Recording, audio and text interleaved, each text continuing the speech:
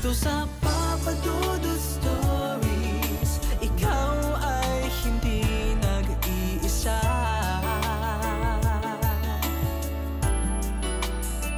Malaki ang pakinabang ng tulay sa ating pang-araw-araw na buhay.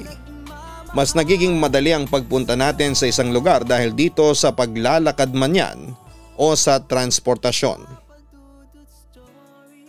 Ngunit hindi rin natin maitatanggi na kung minsan ay nababalot din ang kababalaghan ng tulay sa ating lugar. Paano nga ba manirahan malapit sa isang lugar na may kakambal na kwento ng hilakbot? Dear Papa Dudut, itago niyo na lamang po ako sa pangalang Jansen. Nang malaman ko na nagbabasa ka rin Papa Dudut ng mga horror story ay naisipan ko na magpadala din ng sarili kong kwento ng katatakutan. Matagal na itong nangyari noong nakatira pa kami ng pamilya ko sa probinsya. Hindi ko talaga ito makakalimutan kasi simula bata ako hanggang sa umalis kami sa lugar na yon. Nangyari ang aking isi-share.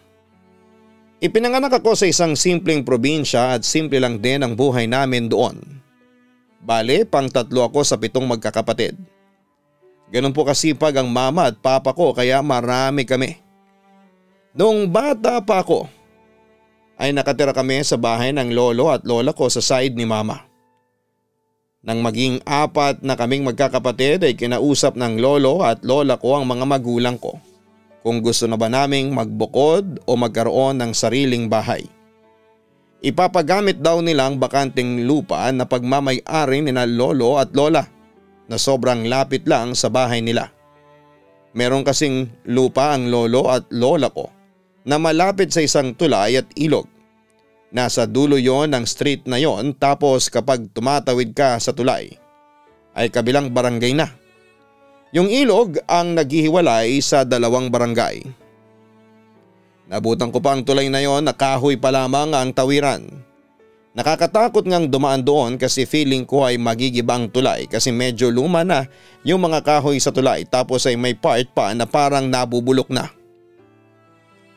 Alam ko na gusto na rin ni na mama at papa na bumukod kami at magkaroon ng sariling bahay kaya hindi na sila nagdalawang isip at tanggapin ang offer na yon ni na lola.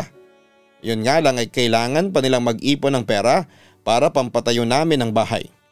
Paunti-unti ay bumili ng materyales ang mga magulang ko. Unti-unti rin ay tinayo na ang bahay namin na katabi ng tulay.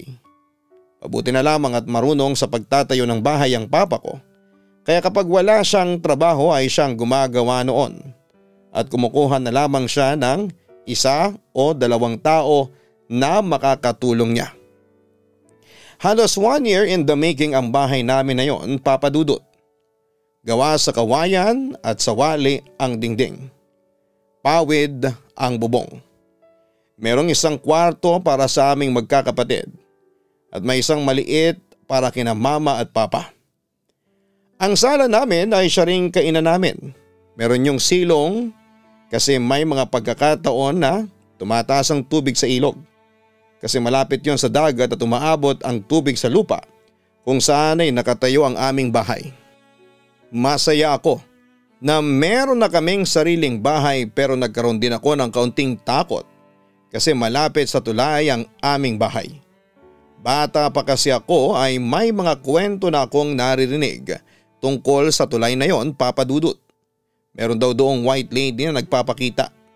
Tapos yung puno ng akasya ay malapit sa ilog at tulay na medyo malaki at matanda na ay meron daw nakatirang kapre. Kaya tuwing gabi ay hindi na kami dumaraan sa tulay na yon kasi natatakot kami na baka biglang magpakita sa amin yung white lady o kaya yung kapre na sinasabi nila.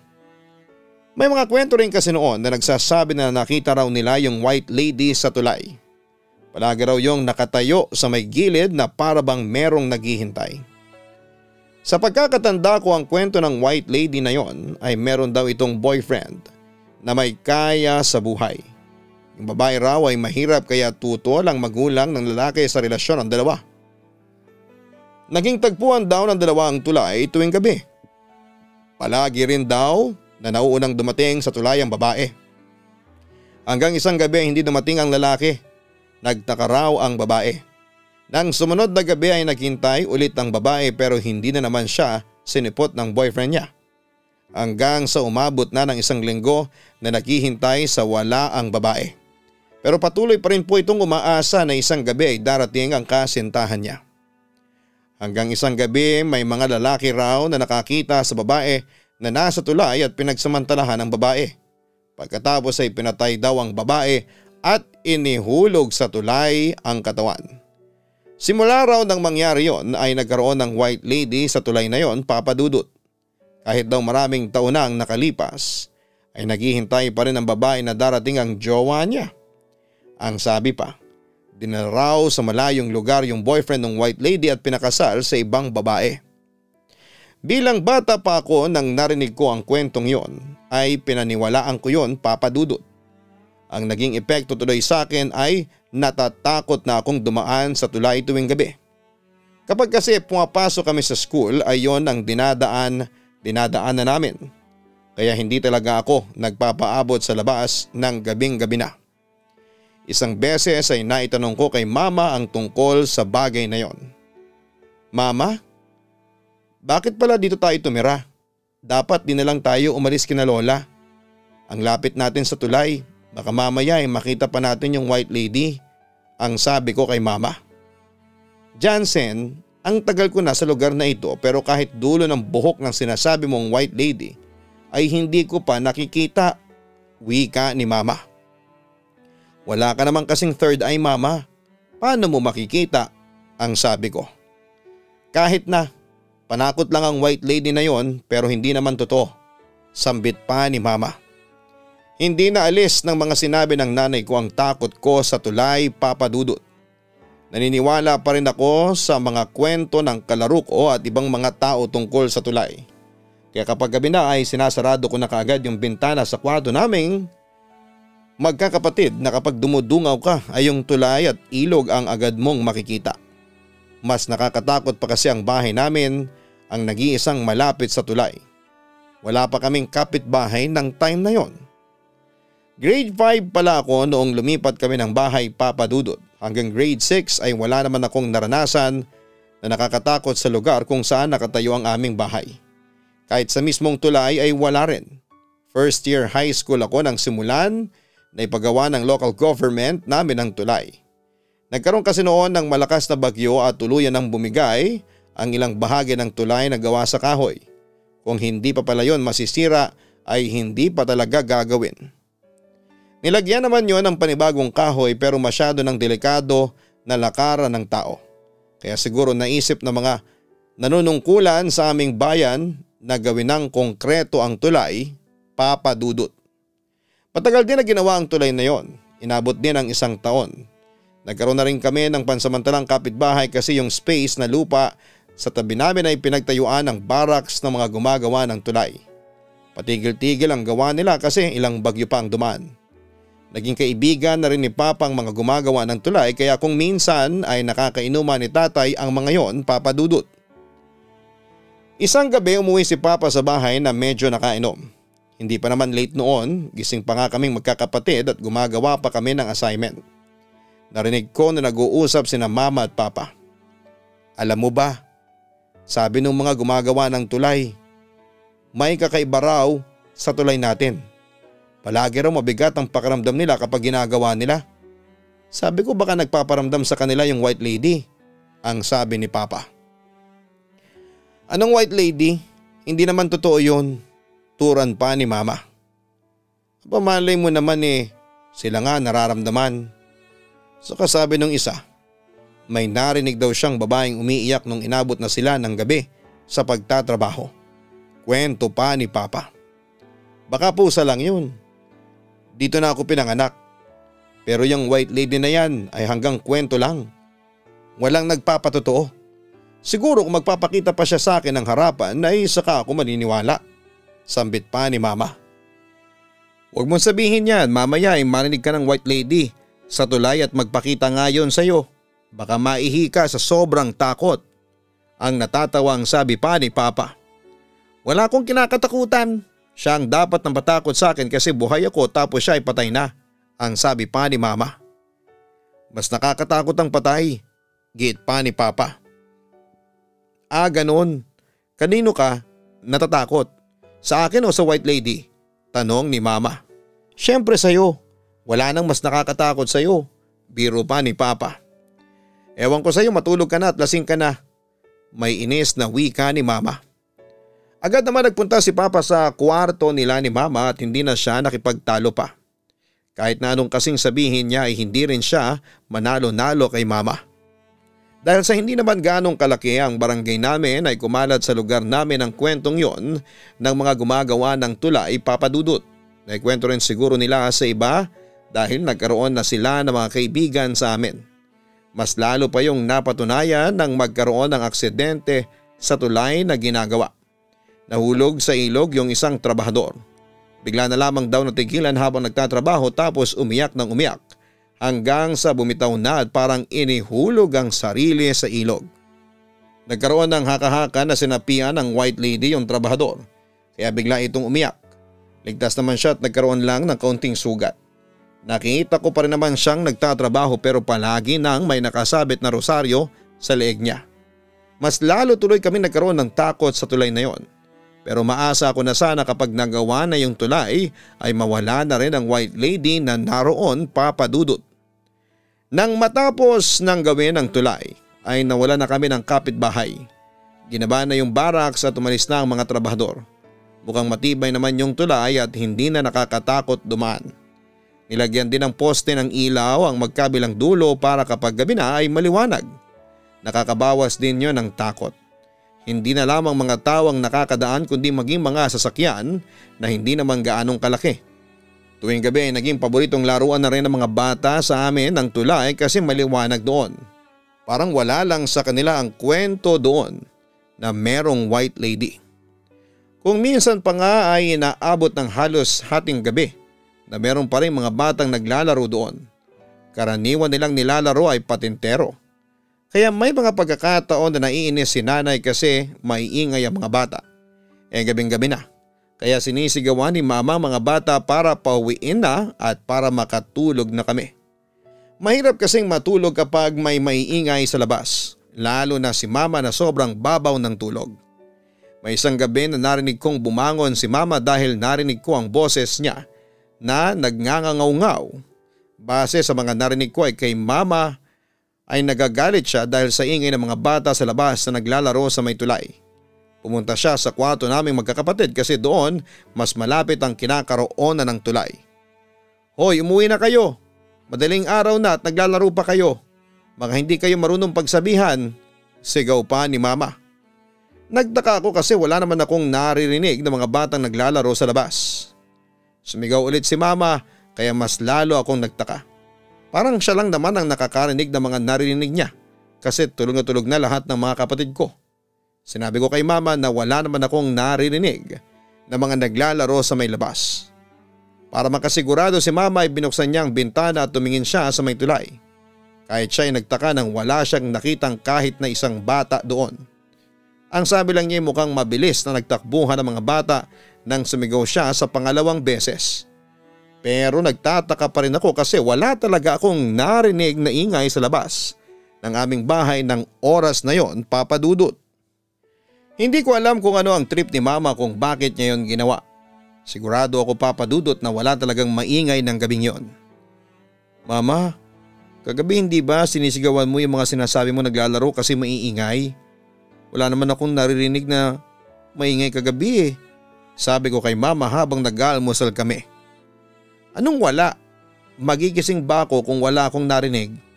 Ikaw nga ay maglinis ng tenga mo, Jansen. Turan pa ni Mama. Wala rin akong narinig, tahimik nga kagabi eh. Saka medyo umaambon kagabi, hindi ba? Bakit naman may mga batang maglalaro sa labas? Singit pa ni Papa. Ano bang gusto ninyong palabasin? Na gumagawa ako ng kwento? Puputulin ko ang tulog ko para sa walang kwentang bagay? May inis na tanong pa ni Mama. Baka may narinig ka talaga pero ikaw lang ang nakarinig. Siguro yung nagpaparamdam na sa'yo yung mga nandun sa tulay na kaluluwa. Sabi mo mga bata ang narinig mo. Hindi ba may chismis na matibay daw talaga ang tulay na yon kasi binuhusan ng dugo ng bata? Baka silang mga naririnig mo. May tono ng pananakot na sabi ni Papa kay Mama. Kaya nga Papa, ang sabi pa naman ni Mama ay hindi siya takot na magpakita sa kanya yung white lady. Baka nagpaparamdam na sa kanya, sabi ko. Tumigil na nga kayo mag-ama, talagang pinagtutulungan niyo pa ako ha? Asik pa ni Mama. Makalipas ang ilang buwan ay nabuntis na naman si Mama. Magiging 5 na kaming magkakapatid. Nagreklamo na rin si Mama sa barangay tungkol sa maingay ng mga bata sa gabi na naglalaro sa tulay kaya pinagbawal na ang paglalaro sa tulay tuwing gabi kasi nakakaabala siya sa pagtulog namin, Papa Dudut. Wala na rin naman kaming nararamdaman na kakaiba sa tulay kaya mas lalong naging tahimik ang buhay namin. Kahit papaano ay nabawasan na rin ang takot ko sa tulay na yon. Pero may mga pagkakataon na inuutusan ako ni Mama na bumili sa kabilang barangay kasi nandun ang maliit na palengke kahit gabi na. Kailangan ko patuloy dumaan sa tulay. Kapag ganoon ay nagpapasama ako sa isa sa mga kapatid ko.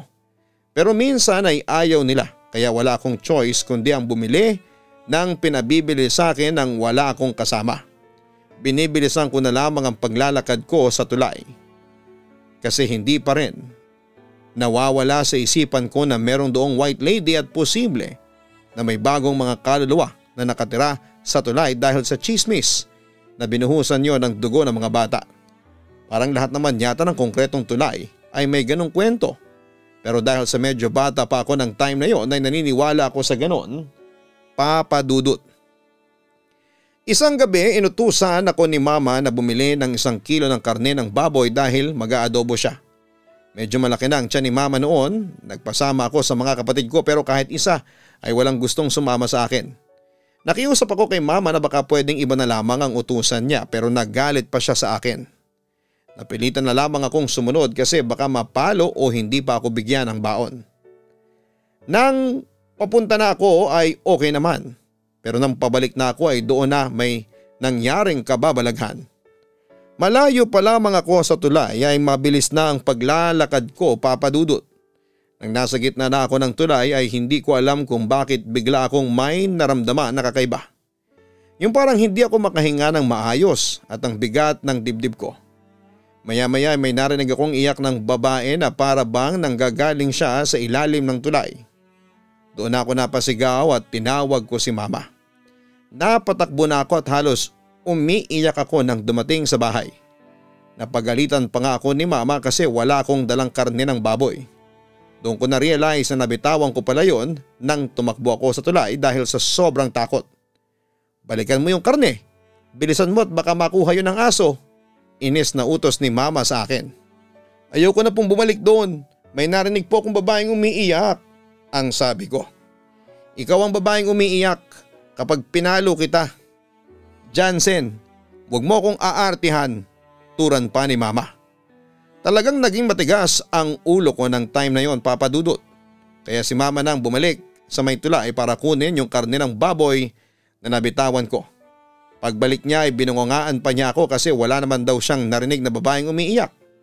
Masyado ko raw kasing iniisip na merong white lady sa tulay kaya kung ano-ano ang mga naririnig ko kahit na hindi naman totoo. Alam ko sa sarili ko na hindi ako gumagawa ng kwento, Papa Dudut. Sigurado talaga ako na meron akong narinig na babaeng umiiyak. Sobrang hina nga lang ng iyak niya pero hindi pwedeng magkamali ang tenga ko. Mabuti pa nga ang mga kaibigan ko kasi nung ikwento ko yon sa kanila ay naniwala sila sa akin. Talaga raw merong white lady sa tulay na yon kaya nakakarinig ako ng ganon. Meron pa ngang kumakalat na kwento sa lugar namin tungkol sa tulay na yon. May tricycle driver daw na nakakita ng white lady mismo. Madaling araw daw noon. At pauwi na sa bahay niya yung tricycle driver. Bigla raw tumigil sa hindi malamang dahilan ng tricycle niya sa gitna ng tulay. At kahit na anong gawin niya ay hindi niya yon mapandam. Takot na takot raw yung tricycle driver kasi aware siya na meron ngang something sa tulay na yon. Inabot na raw ng halos kalahating oras bago muling nag-start yung makina ng tricycle niya. Nang makalagpas siya sa tulay ay nakita niya na merong babaeng nakasakay sa tricycle niya. Nilakasan na lang daw ng tricycle driver ang loob niya at binilisan niya ang pagmamaneho habang nagdarasal. na wala naman daw yung babae pero na-trauma na yung kawawang tricycle driver. Nagkataon pa na tito ng kaklase ko ang tricycle driver na yon, kaya chinika ko ang kaklase ko na yon at nagtanong tungkol sa tito niya. Totoo yun. Hanggang ngayon nga ay nilalagnat pa rin si tito sa sobrang takot. Dinala nga siya ni mama sa albularyo kasi baka sumunod sa kanya yung white lady, ang sabi pa ng kaklase ko. Sa dami ng kwento ng katatakutan tungkol sa tulay at dahil sa sarili kong experience ay mas lalong lumakas ang paniniwala ko na meron talagang bumabalot na kababalaghan sa tulay na malapit sa bahay namin, Papa Dudut. Mas lalo na akong natakot na dumaan doon tuwing gabi. Ewan ko ba kung bakit doon pa kami nakapagpatayo ng bahay. Sa bagay wala rin kaming choice kasi yun lang ang lupa ni na lola na available at pwede naming tayuan ng bahay. Lumipas pa ang ilang taon at naging 7 na kaming magkakapatid. Napakasipag kasi talaga ni na mama at papa na gumawa ng bata, Papa Dudut. Every year na lang yata. Pero kahit papaano naman ay naitatawid namin ang aming buhay. Hindi man marangya pero hindi naman nagkukulang sina mama at papa na ibigay ang mga pangangailangan namin. Para sa akin ay happy na ako sa ganung buhay basta magkakasama kami ng pamilya ko.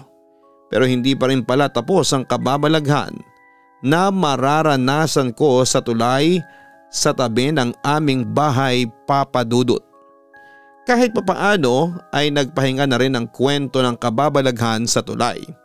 Medyo matagal na rin kasi yung last na kwento na merong nakakita roon ng white lady. Nawala na rin ang takot ko noon sa tulay dahil kahit papaano ay nag-mature na ako. Nakakadaan na ako sa tulay nang hindi natatakot kahit gabi na. Nasa college na ako ng panahon na yon kaya madalas ay late na akong umuwi dahil natuto na akong gumala at nabarkada na rin ako. May mga pagkakataon pa nga na tinatakot ako ni mama na sa kakauwi ko ng gabing-gabi na ay makakasalubong ko sa tulay yung white lady. Akala ko ba hindi ka naniniwala doon sa white lady, ma? Bakit ngayon ay ginagawa mo ng panakot sa akin? Ang natatawa kong tanong. Kasi nga palagi ka ng late umuwi. Sana nga totoo na yung white lady sa may tulay at magpakita siya sa'yo. Para matigil ka na sa paggala mong babae ka. Turon pa ni mama. Naku, ewan ko sa'yo, ma.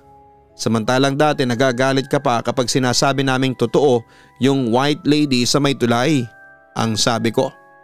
Isa sa mga pinagbabawal ni na mama at papa sa akin ay ang nagpapaligaw ako at ang pagkakaroon ko ng jowa.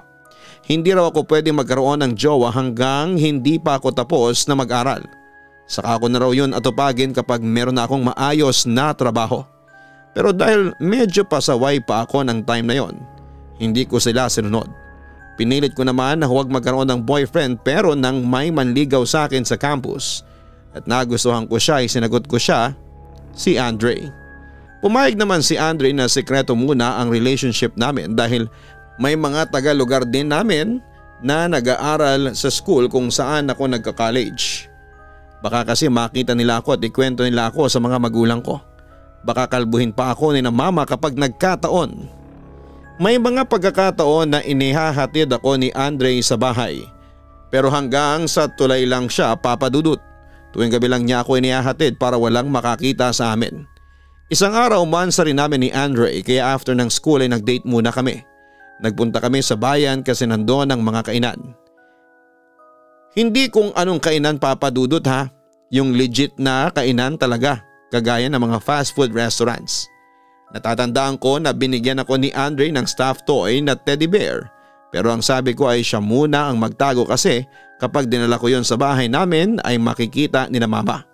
Baka magduda pa sila kung kanino galing yung stuffed toy. Medyo nakalimot kami ni Andre sa oras kasi minsan lang kaming makapag-date. After namin kumain ay naglakad-lakad pa kami habang magka-holding hands. Kung hindi pa ako tumingin sa cellphone ko ay hindi ko malalaman na alas 10 na pala ng gabi. Babe, 10 PM na pala. Lagot ako nito. Kanina pa nagte-text si mama kung nasan ako. Uwi na tayo. Ang sabi ko.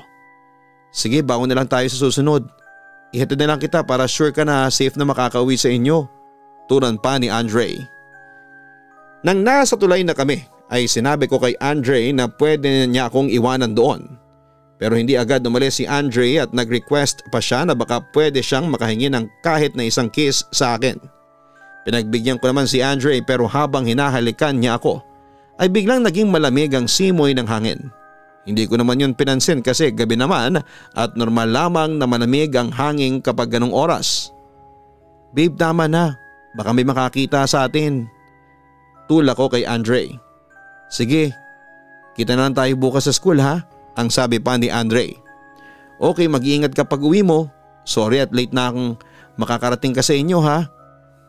Sabi ko. No problem, ang importante naman ay nakapag-celebrate tayo ng monthsary. Nakangiting sabi pa ni Andre.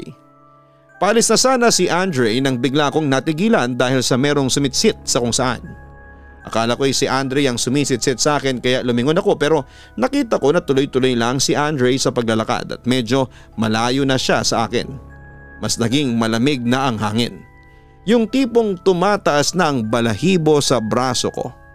Hanggang sa naririnig ko na naman yung babaeng umiiyak na parang nanggagaling sa ilalim ng tulay. Hindi ko akalain na maririnig ko ulit yun matapos ang ilang taon. Pero sa pagkakataon na yon ay malakas na at mas mahaba na ang pag-iyak niya. Hindi agad ako nakagalaw kasi hindi ko alam kung saan ako tatakbo. Sa bahay ba ako tatakbo o babalik kay Andre? Pakiramdam ko ay nawala ng lakas ang mga paa at binti ko na humakbang at hindi ako nakalis sa kinakatayuan ko. Kung hindi pa lumabas si mama ng bahay at nakita ko nakatayo sa gitna ng tulay ay hindi siguro ako makakaalis doon. Nakita ko ni mama at tinawag niya ako. Pakiramdam ko ay nagising ako mula sa isang mahabang panaginip. Bigla ko umiyak at patakbo akong lumapit kay mama sa sobrang takot ko ay napayakap ako sa kanya ng mahigpit. Ano ba nangyayari sa iyo, Jansen? Bakit ka umiiyak? Tanong ni mama sabay alis ng pagkakayakap niya sa akin. Teka, huwag mong sabihin na buntis ka ha? Malakas na tanong niya. Hindi po ako buntis. Pumasok na lang po muna tayo sa loob, ang sabi ko. Nang nasa loob na kami ng bahay ay doon ko na sinabi ang nangyari. Siyempre hindi ko sinabi na inihatid ako ni Andre na boyfriend ko kasi masasabunutan talaga ako ng nanay ko. Napagalitan na naman ako ni mama at ang sabi niya ay dahil yon sa palagi akong late na umuwi. Kung hindi raw ako titigil sa gawain ko na yun ay baka tuluyan nang magpakita sa akin yung white lady at sapian pa ako. Hindi ko rin talaga maintindihan kung minsan ang nanay ko papadudot. Dati hindi siya naniniwala doon sa white lady sa tulay tapos noong college na ako ay ginawa na niyang panakot sa akin yon. Pero kahit na hindi niya gawing panakot sa akin ay talagang natakot na ako. Bumalik na naman ang takot ko sa tulay na yon na matagal nang nawala. Simula nang mangyari yon sa akin ay hindi na ako gumala sa gabi. Kung hindi man maiiwasan na uuwi ako ng gabi na ay nagte-text ako sa nanay ko para sunduin niya ako doon sa may tulay. Natatakot na kasi akong maulit ang nangyari na yon, Papa Dudut. Baka sa susunod ay hindi ko na kayanin at baka bigla na lamang akong mahimatay. Or worst, mamatay sa sobrang takot. Ang buong akala ko ay okay na ang lahat. Pero isang linggo matapos ang pangyayari na yon, sa tulay ay nagsimula na akong managinip ng kakaiba. Napapanaginipan ko yung tulay. Meron daw doong babae na nasa gilid at kapag dumadaan ako ay tinatanong niya ako kung nakita ko ba ang nobyo niya. Matagal na raw siyang naghihintay doon. Sinasabi ko na hindi ko kilala ang boyfriend niya at bigla siyang umiiyak kagaya ng iyak na naririnig ko noon sa tulay. Minsan naman ay nakatayo lamang siya sa may gitna ng tulay. Hindi ko nga lang matandaan kung ano ang itsura niya pero sa tingin ko ay maganda siya.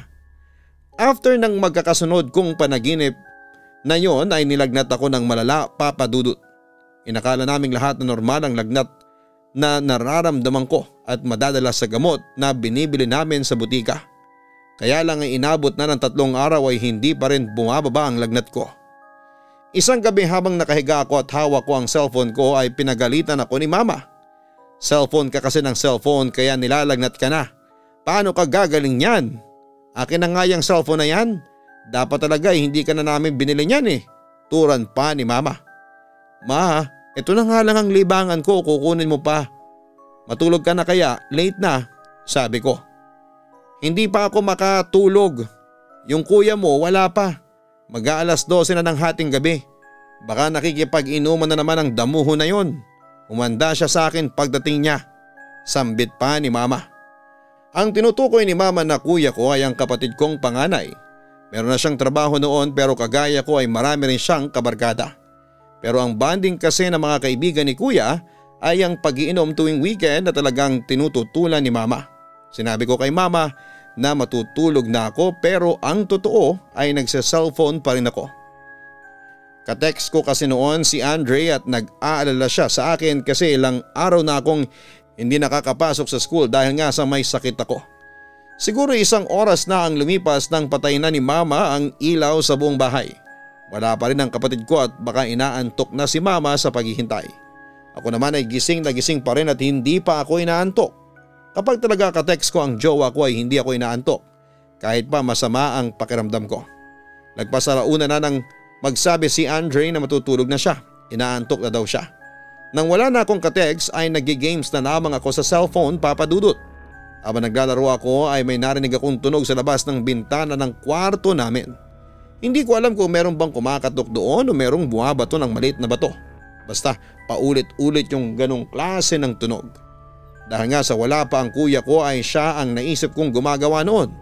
Baka gusto niyang pagbuksan siya ng pintuan sa kung sino mang gising pa sa aming magkakapatid.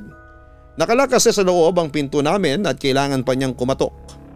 Kapag kumakatok kasi siya, malaki ang chance na magising si mama at mabungangaan siya bago matulog. Patuloy yung tunog na narinig ko at nakikiramdam pa rin ako kasi hindi ako sigurado kung kapatid ko nga yun o kung sino o ano. Hanggang sa nag-decide na akong tumayo para buksan ang bintana. Pwede ko kasing hinga ng pera ang kapatid ko na yon kapalit ng pagbubukas ko sa kanya ng pinto. Dahan-dahan ko nga binuksan ang bintana kasi medyo maingay iyon kapag binubuksan. Baka kapag binigla ko ay magising pa si mama. Nang mabuksan ko na ng tuluyan ang bintana at sumilip ako sa ibaba ay wala naman akong nakita. Wala ang kapatid ko. Isasarado ko na sana ang bintana nang mapatingin ako sa may tulay. Kinilabutan ako sa mga nakita ko doon, Papa Dudut. May isang babae na nakasuot ng puting blouse at puting palda na nakalutang sa may gitna ng tulay. Inaalo ng hangin ang mahaba niyang buhok at parang may kung anong liwanag ang buong katawan niya. Kahit na hindi ko nakikita ang mukha niya ng maayos, may pakiramdam ako na sa akin siya nakatingin. Kasi sa may bintana siya nakaharap. Pakiramdam ko ay nawalan ng laman ng ulo ko. Hindi na naman ako nakagalaw. Alam ko na yon ang white lady na sinasabi nila na nasa tulay. Hindi ko na rin alam kung gaano ako katagal na nakatingin sa kanya hanggang sa parang may bumulong sa akin na boses na hindi ko alam kung saan ang gagaling. At yon ang nagpagalaw sa akin. Nanginginig kong sinarado ang bintana at sinigurado ko na nakalak yon. Nagmamadali akong bumalik sa pagkakahiga at nagkulong ako sa kumot. Panay ang dasal ko ng sandaling yon. Lahat na yata ng dasal na memorize ko ay dinasal ko na sa utak ko, Papa Dudut. Sa sobrang takot ko pa nga noon ay hindi na ako nakatulog pa. At nang kinaumagahan ay mas lalong sumama ang pakiramdam ko. Ikinuwento ko kay mama at papa ang mga nangyari. Ang sabi ni mama ay baka nagdideliryo lamang ako. Kaya kung ano-ano mga nakikita ko. Sabi ko ay akala ko ba ay naniniwala na siya sa white lady sa may tulay tapos biglang ganon ang sasabihin niya. Ang sabi naman ni papa mas mabuti pa na dalhin na ako sa albularyo at baka may kakaiba nang nangyayari sa akin. Hindi naman daw kasi may epekto ang mga gamot na iniinom ko. Bandang hapon ako dinala ni mama sa kilalang albularyo sa aming lugar. Doon ay sinuob ako at meron siyang ipinatak na kandila sa tubig na nasa palangganang maliit. Tapos ay binasa niya yung nabuong patak ng kandila at ayon nga sa albularyo ay may nakikita siyang tulay at isang babae. Naku, mukhang nakakatuwa ng anak mo ng babae doon sa tulay na malapit sa bahay ninyo. Turan pa ng albularyo. Tinanong pa ako ng albularyo kung madalas ba akong magpunta sa tulay o dumaan. At ang sabi ko ay doon ako dumadaan kapag pumapasok sa school at kapag uuwi ako. Tahimik lang si mama na nakikinig na parang unti-unti na siyang naniniwala sa sinasabi ng albularyo. Sabi pa ng albularyo ay baka may nagawa ako sa babae na nasa tulay kaya ako ginagambala. Dapat daw ay humingi ako ng tawa doon at ipagdasal ko rin ang kaluluwa nito. Binagyan din niya ako ng orasyon na sabi niya ay pangtaboy na mga ganong klase ng espiritu. Ginawa ko naman ang sinabi ng albularyo. Sa may tulay na kami dumiretso ni Mama at sinamahan pa niya ako roon para ipagdasal ang kaluluwa ng babaeng naroon at tumingiran ako ng tawad kung may nagawa man ako sa kanya na hindi niya nagustuhan. Makalipas nga ang isang araw ay naging maganda na ang pakiramdam ko hanggang sa tuluyan na akong gumaling sa lagnat ko, Papa Dudut. Naisip ko na baka effective nga yung ginawa sa akin ng albularyo na orasyon. Hindi ko na rin nakita yung sinasabing white lady sa tulay, pero hindi pa rin nawala ang pagtaas ng balahibo at kilabot ko sa tuwing dumaraan ako. Isa pa pala sa hindi ko makakalimutang nangyari na may connection ang tulay na yon ay noong sinalanta ang lugar namin ng isang napakalakas na bagyo. Umaga pa lang ay napakalakas na ng hangin at ulan pero kampante kami na hindi kami aabutan ng tubig kasi medyo mataas ang silong ng aming bahay. Pero nang gumabi na at napansin namin na tumataas ng tubig ng mabilis dahil malapit kami sa ilog ay doon na nag-decide sina Mama at Papa na kailangan naming lumikas habang hindi pa lagpas tao ang baha. Itinaas muna namin ang mga gamit namin bago kami magkakasabay na sinuong ang napakalakas na bagyo.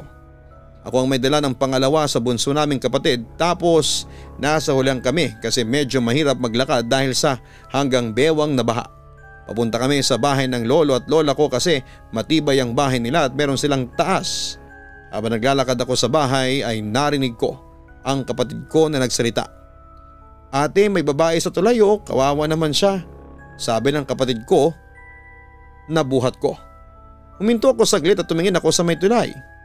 "Wala naman eh. Ano bang babae ang sinasabi mo?" tanong ko. "Yun ate, yung nakaputi siya, kawawa naman, nauulanan," sabi pa ng kapatid ko habang meron siyang itinuturo sa tulay na hindi ko naman nakikita. Nang sabihin ng kapatid ko na nakaputi yung babaeng nakikita niya ay alam ko na kaagad na yun ang white lady. Mas lalo ko tuloy binilisan ang paglalakad hanggang sa makapunta na kami sa bahay ni na Lola. Safe naman kaming lahat pagkatapos ng bagyo. Yun nga lang ay nawala ng bubong ang bahay namin. Pero hindi ko pa rin makakalimutan na hindi ko nga nakita yung white lady sa tulay pero mukhang sa kapatid ko naman siya nagpakita. Nang magkaroon si Papa ng chance na makapagtrabaho sa ibang bansa ay nakaalis na rin kami sa bahay na yon. Naluma na kasi yon nang tumagal at mas pinili ni na Mama na huwag nang ipaayos yon. Isa pa ay mahirap din talagang tumira malapit sa ilog lalo na kapag may bagyo dahil ang bilis tumaas ng tubig. Umalis na kami sa lugar na yon na talaga namang pinagpasalamat ko. Hindi lamang kami sa baha na layo kundi maging doon sa babaeng nasa tulay na siguro hanggang sa ngayon ay nandun pa rin at hinihintay na balikan siya ng boyfriend niya. Sana all willing to wait, Papa Dudut. Dito ko natatapusin ang kwento ko. Maraming salamat po sa time na basahin mo ito kahit na medyo magulo. God bless. Sincerely yours, Jansen. Bago po tayo magpatuloy ay gusto ko lamang pong i-request sa mga nakatutok na huwag kalimutan na mag-subscribe sapagkat kalahati po ng mga viewers natin ay mga hindi pa nagsusubscribe. Hit the notification bell at ang subscribe button. Isang napakagandang pangyayari sa buhay ng isang pamilya ang pagkakaroon ng sariling bahay.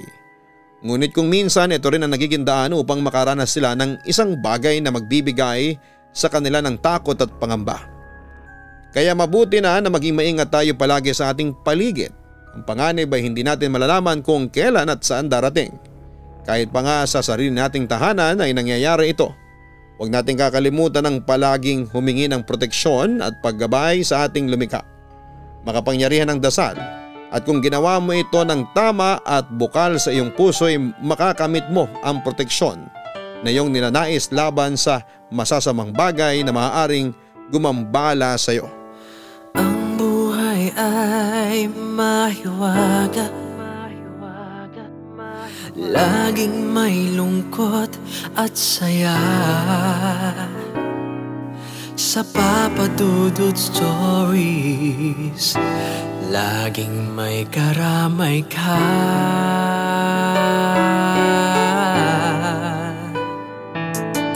Mga problemang kay bigat,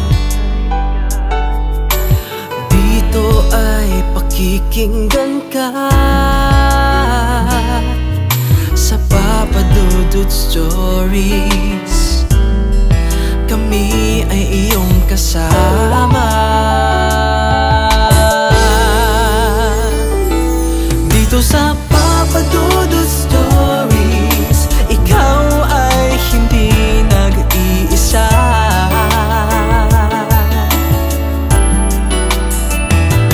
Dito sa Papa Dudut Stories, may nagmamahal sa'yo.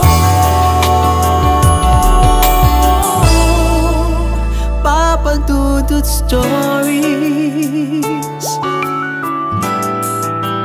Papa Dudut Stories,